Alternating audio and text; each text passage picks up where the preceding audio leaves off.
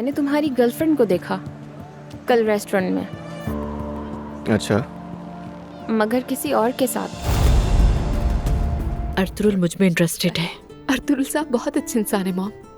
हाँ, अच्छा तो लग रहा है उनसे मिलकर मुझे, और सच कहूँ तो मैं सुकून में आ गई हूँ। मैं एलिफ के बारे में तुम्हारी सोच को समझ सकता हूँ, लेकिन एलिफ कभी नहीं चाहती कि मेरा और बच्चों का ताल्लुक खराब हो। वो हमेशा यही चाहती है कि अच्छा रहे। शायद ये आपको ऐसा लगता है। तो इनकी माँ का सोच के मुझे सदमा हो रहा है, और वो कितने फख्र से इनके साथ यहाँ पर आई हैं। अगर हम होते तो शर्मिंदा हो जाते।